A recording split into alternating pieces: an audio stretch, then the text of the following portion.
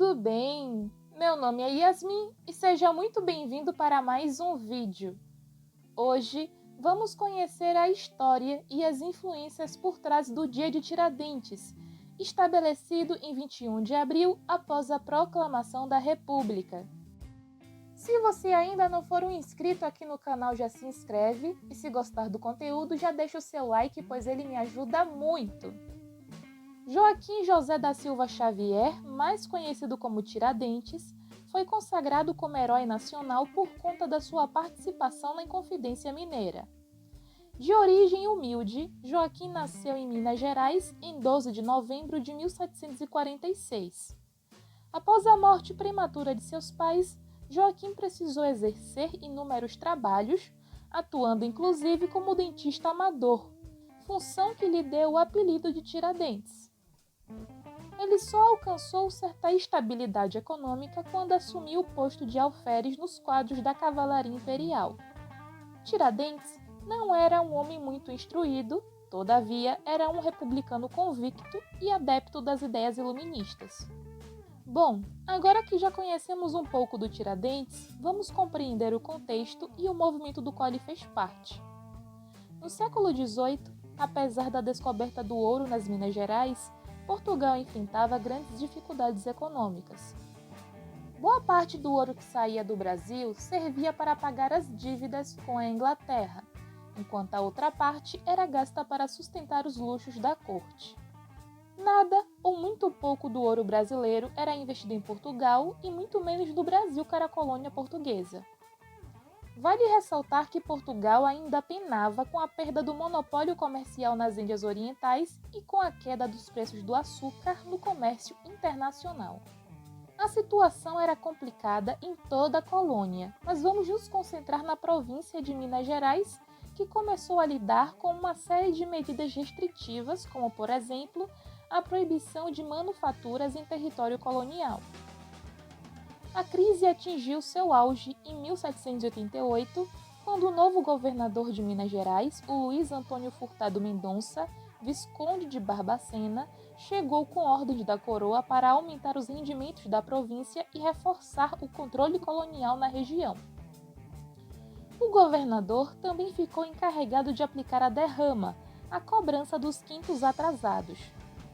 A notícia alarmou os habitantes, criando condições favoráveis para o que ficou conhecido como Inconfidência Mineira. Em sua maioria, os inconfidentes eram integrantes da elite colonial. Se tratavam de mineradores, fazendeiros, padres, funcionários públicos, advogados e militares de alta patente. Dentre esses figurões da elite, encontrava-se o nosso Tiradentes. A Inconfidência Mineira foi fortemente influenciada pelas ideias iluministas e pela independência dos Estados Unidos. Os Inconfidentes pretendiam assassinar o governador e proclamar uma república na província de Minas Gerais. Isso no dia que seria decretada a derrama. O objetivo era estabelecer um governo republicano na região, além de dominar a Casa da Moeda, controlar a extração diamantina, instalar fábricas e uma universidade na nova república. O fim da escravidão, no entanto, era uma questão indefinida, já que muitos inconfidentes eram escravocratas. Bom, a tão esperada derrama não veio. O governador, no entanto, passou a convocar os inadimplentes a comparecer à Junta Real da Fazenda a fim de efetuar os pagamentos atrasados. Entre eles estava o inconfidente Joaquim Silvério dos Reis, que aceitou denunciar seus companheiros em troca do perdão da coroa, além do perdão de suas dívidas. Em 1789, os inconfidentes foram presos, sendo julgados no Rio de Janeiro a partir do ano seguinte. Os réus foram culpados pelo crime de lesa majestade e 11 deles foram sentenciados à morte. No entanto, dentre os 11, apenas Tiradentes foi executado e esquartejado. Os demais condenados tiveram suas penas convertidas para o degredo, prisão temporária ou confisco de bens. Tiradentes foi executado em 21 de abril de 1792, na cidade do Rio de Janeiro. Como ele foi o único a sofrer pena máxima, foi usado como exemplo. Seu corpo foi dividido em 4 partes, sendo espalhado na estrada de acesso a Ouro Preto. Já a sua cabeça foi exposta na praça central da cidade. Então, por que só Tiradentes foi executado? Bom, há duas possibilidades.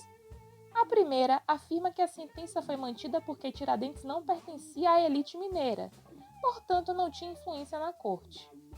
Já a segunda possibilidade é levantada por alguns historiadores que afirmam que Tiradentes era o mais subversivo dentre os inconfidentes, portanto foi considerado uma ameaça à coroa. O ponto é que a figura de Tiradentes ficou esquecida até o fim do século XIX, quando a República foi estabelecida. Nesse novo governo, Tiradentes foi exaltado como mártir republicano e herói nacional.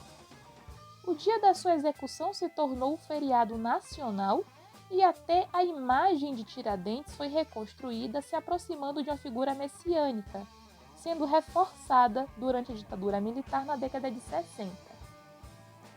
É isso! Eu espero que você tenha gostado desse vídeo. Se gostou, deixa o seu like, se inscreve no canal se ainda não for um inscrito, aproveita e ativa o sininho para ficar por dentro de todos os vídeos novos, não perca nada! Um beijo e até a próxima!